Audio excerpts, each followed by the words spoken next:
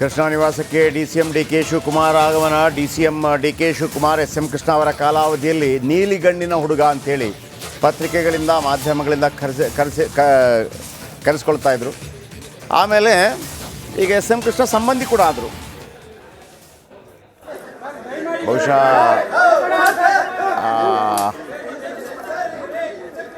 ಸ್ವಲ್ಪ ಇಮೋಷನಲ್ ಆಗ್ತಾರೆ ಅಂತ ಅಂದ್ಕೊಂಡಿದ್ದೀನಿ ನಾನು. ಆಗಿದ್ರು ಆಲ್ರೆಡಿ. ಹೌದಾ? ಬೆಳಗಾವಿಯಲ್ಲಿ ಹೊರಟಾಗ್ಲೇನೆ ರಿಯಾಕ್ಟ್ ಮಾಡುವಾಗ್ಲೇನೆ ಕಣ್ಣಲ್ಲಿ ನೀರಿತ್ತು.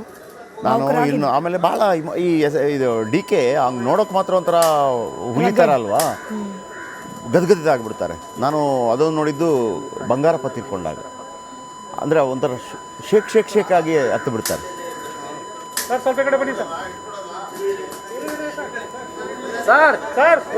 ಇವ್ರಿಗೆಲ್ಲರೂ ಒಂಥರ ಎಸ್ ಎಂ ಕೃಷ್ಣ ಅಂದರೆ ಅದೊಂಥರ ಅಸ್ಮಿತೆ ರೀ ಮಂಡ್ಯಕ್ಕೆ, ಆ ಒಕ್ಕಲಿಗ ಸಮುದಾಯಕ್ಕೆ ಕೂಡ. ಆಮೇಲೆ ನೋಡಿ, ಎರಡು ದೊಡ್ಡ ನಾಯಕರು, ಒಬ್ಬರು ದೇವೇಗೌಡರು, ಒಬ್ಬರು ಎಸ್ ಎಂ ಕೃಷ್ಣ, ಬೇರೆ ಬೇರೆ ಪಾರ್ಟಿ.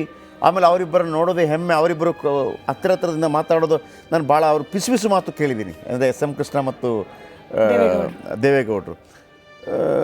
ಆದರೆ ಬಹುವಚನ, ನೀವು ದೊಡ್ಡವರ, ನಾನು 6 ತಿಂಗಳು ನಿಮಗಿಂತ ದೊಡ್ಡವ, ಈ ಥರ. ಅಂದರೆ ಅದು ಹೋ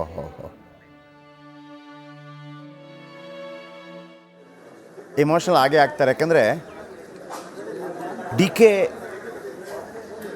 ಹೇಳ್ತಾರೆ, ನಾನು ಬಂಗಾರಪ್ಪನ ಶಿಷ್ಯ. ಕರೆಕ್ಟು, ಬಂಗಾರಪ್ಪನವರು ಇವರು ಫಸ್ಟ್ ಟೈಮ್ MLA ಆದಾಗ. ಆದರೆ ಒಂದು ದೊಡ್ಡ ಬೂಸ್ಟು ಅಂತ ಬಂದಿದ್ದಿದೆಯಲ್ಲ 1999 ಮತ್ತು 2004 ಅವಧಿಯಲ್ಲಿ ಅವರು ಮಂತ್ರಿಗಳಾದಾಗ.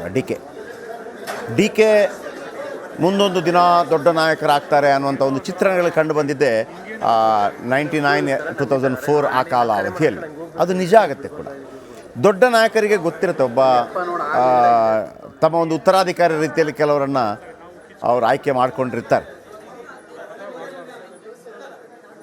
ಕೆಲವು ನಾಯಕರುಗಳ ಬಗ್ಗೆ ಭಾಳ ಆ ಥರ ಇರ್ತದೆ. ಅದು ನೀವು ಈ ಸಿದ್ದರಾಮಯ್ಯನವ್ರನ್ನೂ ಅಷ್ಟೇ, ಸ್ಮಿತಾ ಅವರೇ, ಸಿದ್ದರಾಮಯ್ಯನವ್ರ ಹತ್ರ ಯಾವುದಾದ್ರೂ ಒಂದು ಲೆಕ್ಕ ವಿಚಾರಕ್ಕೆ ಸಂಬಂಧಪಟ್ಟ, ಯಾಕೆಂದರೆ ಅವರು ಅದ್ಭುತವಾದಂಥ ಅರ್ಥಶಾಸ್ತ್ರಜ್ಞ. ಈಗ ಯಾರನ್ನಾದ್ರೂ ಕೇಳಿದರೆ ಅವರೊಂದು ಅದ್ಭುತವಾಗೊಂದು ಹೇಳ್ತಾರೆ, ಕೃಷ್ಣನ ಹತ್ರ ಕೇಳಿ ಅಂತ. ಅಂದರೆ ಕೃಷ್ಣ ಬೈರೇಗೌಡರ ಬಗ್ಗೆ ಅವ್ರಿಗೆಂಥ ಪ್ರೀತಿ ಗೊತ್ತಾ ಕೃಷ್ಣ ಬೈರೇಗೌಡರ ಬಗ್ಗೆ. ಇವರು ಇದಿರ್ಬೋದು, ಯಾವುದು ಕುರುಬ ಸಮುದಾಯ ಇರ್ಬೋದು, ಅವರು ಒಕ್ಕಲಿಗೆ ಸಮುದಾಯ. ಹಂಗೆ ಬರಲ್ಲ, ಕೆಲವೆಲ್ಲ ಗುರು ಶಿಷ್ಯ ಪರಂಪರೆ ಹಂಗೆ ಬರಲ್ಲ ಅಂತ ಓಕೆ ಮಾತಾಡಿದ್ದಾರೆ. ಐ ಥಿಂಕ್ ಇವತ್ತು ನಮ್ಮೆಲ್ಲ ಕಾರ್ಯಕ್ರಮಗಳನ್ನೆಲ್ಲ ರದ್ದು ಮಾಡಿದ್ದೀವಿ. ನಮ್ಮ ಶಾಸಕಾಂಗ ಸಭೆನೂ ಇತ್ತು. ನಾನೊಂದೆಲ್ಲ ಶಾಸಕರಿಗೆಲ್ಲ ಒಂದು ಡಿನ್ನರ್ ಕೂಡ ಇಟ್ಟಿದ್ದೆ. ಕೆಲವೆಲ್ಲ ವ್ಯವಸ್ಥೆ ಬಗ್ಗೆ ಅದೆಲ್ಲ ರದ್ದು ಮಾಡಿದ್ದೀವಿ. ಬೆಳಗಾಮಲ್ಲಿ ಸಾಯಂಕಾಲ 5 ಗಂಟೆಗೆ ಕಾಂಗ್ರೆಸ್ ಕಚೇರಿಯಲ್ಲಿ ಭಾರತ್ ಜೋಡೋ ಭವನಲ್ಲಿ ಸಂತಾಪ ಸಭೆ ಇದೆ. ಅದಕ್ಕೆ ಮನೆಗೆ ಹೋಗ್ಬಿಟ್ಟು ಮನೆಯಿಂದ ಮದ್ದೂರಿಗೆ ಹೋಗ್ತಾ ಇದ್ದೀನಿ. ಅಲ್ಲಿ ಸ್ವಲ್ಪ ಎಲ್ಲ ವ್ಯವಸ್ಥೆ ಎಲ್ಲ ಸ್ವಲ್ಪ ನೋಡಬೇಕು. ನಾನು ಡಿಸ್ಟ್ರಿಕ್ಟ್ ಮಿನಿಸ್ಟ್ರು ಎಲ್ಲ 10 ಗಂಟೆಗೆ ಮುಖ್ಯಮಂತ್ರಿಗಳು ಬಿಸ್ನೆಸ್ ಅಡ್ವೈಸರಿ ಕಮಿಟಿ ಮೀಟಿಂಗ್ ಕರೆದಿದ್ದಾರೆ.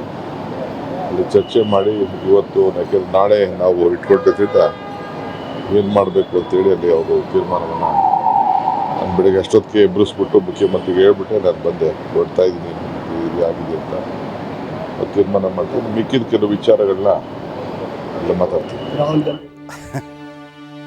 ಭಾಳ ಒಮ್ಮೊಮ್ಮೆ ಭಾಳ ಆಶ್ಚರ್ಯ ಆಗೋದು ಸ್ಮಿತಾ ಅವರೇ, ಅವರಿಗೆ BJP ಆಯಿತಾ, BJP ಅವ್ರಿಗೆ ಜಾಸ್ತಿ ಗೊತ್ತಿಲ್ಲ ಎಸ್ ಎಂ ಕೃಷ್ಣ ಅವ್ರ ಬಗ್ಗೆ, ಅಂದರೆ ಅವರ ಒಡನಾಟದ ಬಗ್ಗೆ. ಹಾಗಾಗಿ ಇವತ್ತು BJPಯಲ್ಲಿದ್ದರೂ ಕೂಡ ಎಲ್ಲ ನಡೆಸೋದಕ್ಕೆ ಕಾಂಗ್ರೆಸ್ಸೇ. ಅಲ್ಲಿ ಕಾಂಗ್ರೆಸ್ನವರೇ ಬಂದು ಮಾತಾಡಬೇಕು, ಕಾಂಗ್ರೆಸ್ ಅವರೇ ಮಾಡಬೇಕು, ಮತ್ತೊಂದು ಮಾಡಬೇಕು. ಹಾಗಂತ ನೋಡಿ, ಅದು ಒಂದು ಕರ್ನಾಟಕದ ರಾಜಕೀಯದ ಒಂದು ಭಾಳ ಅದ್ಭುತ ಒಂದು ಸುಂದರ ಚಿತ್ರಣ ಅದು. ಪಕ್ಷ ಅದೆಲ್ಲ ನೀವು ಹೋಗಿದಿರೋದು ಬೇರೆ ವಿಚಾರ, ಬಟ್ ನೀವು ನಮ್ಮವರೇ ಅಂತ. ನಾನೊಮ್ಮೆ ಎಸ್ ಎಂ ಕೃಷ್ಣ ಅವ್ರದ್ದು ಏನು KPCC ಕಚೇರಿಯಲ್ಲಿ ಹಿಂಗೆ ಮಾತಾಡಿದ್ರೆ ಈ ಒಂದು ದೊಡ್ಡ ಫೋಟೋ ಇಟ್ಟಿದ್ರು. BJPಗೆ ಹೋಗಿದ್ದಾರಲ್ಲ, ಈಗ ನಿಮಗೇನು ಅನಿಸಲ್ವ ಅಂತ ಹೇಳಿದ್ರು. ಇದು ಅವ್ರದ್ದೇ ಸರ್ ಇದು ಅಂತಾರೆ. ನಮ್ಮನ್ನೆಲ್ಲ ರೆಡಿ ಮಾಡಿದ್ದೆ ಅವರು ಸರ್, ಅವ್ರು BJPಗೆ ಹೋಗಿರೋದು ಇದು ಅವ್ರದ್ದೇ. ಹೆಸರಿನಲ್ಲಿ ರಾಜಕೀಯ ಅಜಾತಶತ್ರು. ನಾನು ಹೇಳಿದೆ, BJPಗೆ ಹೋಗಿ ಹಲವಾರು ವರ್ಷಗಳಾಯಿತು. BJPಯವರು ಅಂದರೆ BJPಯವರಿಗೆ ಆ ಕಾಂಟ್ಯಾಕ್ಟ್ಗಳು ಭಾಳ ಕಡಿಮೆ ಅವ್ರ ಜೊತೆ. ಆದರೆ ಪ್ರೀತಿ ಇದೆ, ಗೌರವ ಇದೆ, ಎಲ್ಲವೂ ಇದೆ. ಅವರು ಬಂದು ಈಗ ಇನ್ನೊಂದು ನನಗೆ ಭಾಳ ಕ್ಯೂರಿಯಾಸಿಟಿ ಇರೋದು ಸ್ಮಿತಾ ಅವರೇ, ಈಗ ಅವರ ಪಾರ್ಥಿವ ಶರೀರಕ್ಕೆ ಸಾಧಾರಣವಾಗಿ ಯಾವುದೇ ಒಂದು ಪಾರ್ಟಿಯ ದೊಡ್ಡ ನಾಯಕರಿಗೆ ಆ ಪಕ್ಷದ ಒಂದು ಧ್ವಜ ಹಾಕ್ತಾರೆ. ನನಗೊಂದು ಭಾಳ ಕ್ಯೂರಿಯಾಸಿಟಿ ಇದೆ ಆಯಿತಾ. ಅದು ಒಂದೋ ನ್ಯಾಷನಲ್ ಫ್ಲ್ಯಾಗ್ ಹಾಕೋದು ಬೇರೆ, ಆದರೂ ಕೂಡ ಒಂದು ಪಕ್ಷಕ್ಕೆ ಕೆಲಸ ಮಾಡಿದವ್ರಿಗೆ ಒಂದು ಹಾಕೇ ಹಾಕ್ತಾರೆ. ನನಗೀಗಲೂ ಅದು ಬಿ ಜೆ ಪಿದೋ ಕಾಂಗ್ರೆಸ್ದೋ ಅಂತ ಒಂದು ಇದ್ದೇ ಇದೆ, ಐ ಡೋಂಟ್ ನೋ ಅದು ಏನು ಅಂತೇಳಿ. ಬಟ್ ಅಜಾತ ಶತ್ರು ಅಂದರೆ ಎಲ್ಲ ಜಾತಿ ಸಮುದಾಯ ಎಲ್ಲರನ್ನು ಒಂದೇ ಥರ ನೋಡಿದಂಥ ಮಹಾನಾಯಕ. 3 ದಿನಗಳ ಶೋಕಾಚರಣೆ, ಸರ್ಕಾರಿ ಕಟ್ಟಡಗಳಲ್ಲಿ ಅರ್ಧ ಮಟ್ಟದಲ್ಲಿ ರಾಷ್ಟ್ರಧ್ವಜ, ಸಕಲ ಸರ್ಕಾರಿ ಗೌರವದೊಂದಿಗೆ ಅಂತ್ಯಕ್ರಿಯೆ. ಕಾಂಗ್ರೆಸ್ ಸರ್ಕಾರವಂತೂ ಇದು ಕಾಂಗ್ರೆಸ್ ನಾಯಕ ಅನ್ನೋ ರೀತಿಯಲ್ಲೇ ಟ್ರೀಟ್ ಮಾಡ್ತಾ ಇದ್ದಾರೆ, ಮಾಡಬೇಕು ಕೂಡ. ಅವರವರ ಕಾಲಘಟ್ಟದಲ್ಲಿ ಏನು ಬದಲಾವಣೆಗಳಾಯಿತು ಗೊತ್ತಿಲ್ಲ. ಆದರೆ ಇವತ್ತು ಬೆಂಗಳೂರಿನಲ್ಲಿ ಮೂಲತಃ ಬೆಂಗಳೂರು ಯಾರಾದರೂ ಇದ್ದರೆ, ಅವರೇನಾದರೂ ಕೋಟ್ಯಾಧಿಪತಿಗಳಾಗಿದ್ದರೆ ಅದಕ್ಕೆ ಎಸ್ ಎಂ ಕೃಷ್ಣ ಕಾರಣ. ಅಂದರೆ ನಿಮ್ಮ ಹುಟ್ಟಿನಿಂದ ಕೋಟ್ಯಾಧಿಪತಿಗಳ ಬಗ್ಗೆ ನಾನು ಹೇಳ್ತಾ ಇಲ್ಲ. ಕೆಲವರು ಸೈಟಿಗೆ 15,000 ಇಲ್ಲದ ಸೈಟು ರಾತ್ರಿ ಎದ್ದು ಬೆಳಗ್ಗೆದ್ದಾಗ ಅದು 50 ಲಕ್ಷದ ಸೈಟ್ ಆಗುತ್ತೆ. ಬಿ ಡಿ ಎಗೆ ಇಷ್ಟೊಂದು ಮಹತ್ವ ಬರುತ್ತೆ. ಬೆಂಗಳೂರು ಕಳೆದೋಗುವ ರೀತಿಯಲ್ಲಿ ಬೆಳವಣಿಗೆ ಆಗುತ್ತೆ. ನೋಡಿ, ಈ ಸಿಂಗಾಪುರ್ ಆಗಿದೆ ರೀ, ನಾನಿಲ್ಲ ಅಂತ ಹೇಳಲ್ಲ.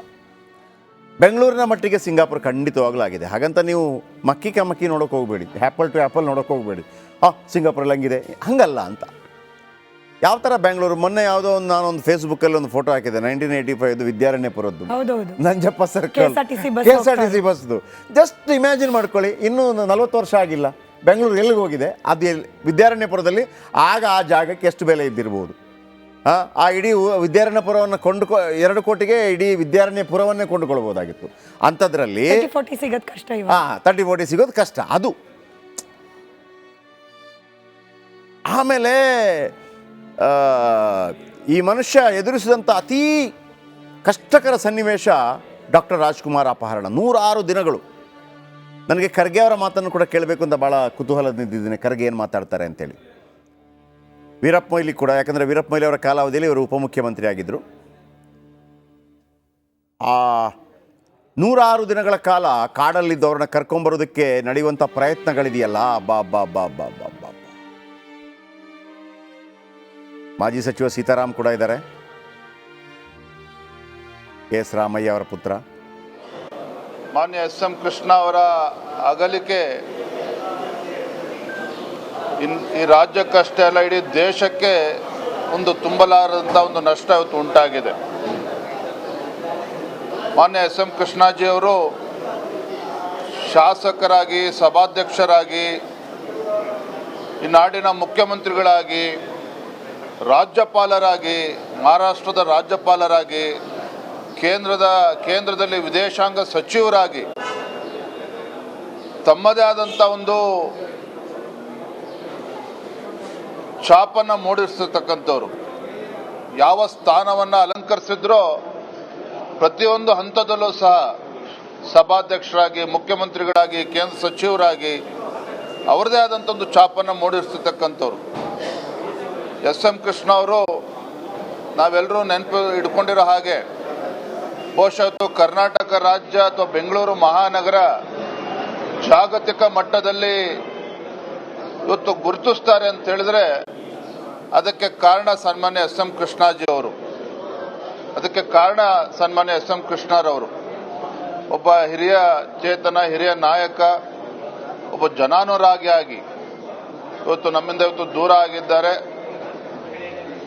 ಕರ್ನಾಟಕ ರಾಜ್ಯದಲ್ಲಿ ಅಷ್ಟೇ ಅಲ್ಲ, ದೇಶದಲ್ಲಿರ್ತಕ್ಕಂಥ ಅಸಂಖ್ಯಾತ ಅಭಿಮಾನಿಗಳು, ಬೆಂಬಲಿಗರೇನಿದ್ದಾರೆ ಮತ್ತು ಅವರ ಕುಟುಂಬಕ್ಕೂ ಸಹ ಅವರ ಒಂದು ಅಗಲಿಕೆಯ ಒಂದು ನೋವನ್ನು ಭರಿಸ್ತಕ್ಕಂಥ ಶಕ್ತಿಯ ಭಗವಂತ ದಯಪಾಲಿಸಲಿ ಅಂತ ಹೇಳಿ ಅವರ ಆತ್ಮಕ್ಕೆ ಚಿರಶಾಂತಿಯನ್ನು ನಾನು ಈ ಸಂದರ್ಭದಲ್ಲಿ ಬಯಸ್ತಾ ಇದ್ದೇನೆ.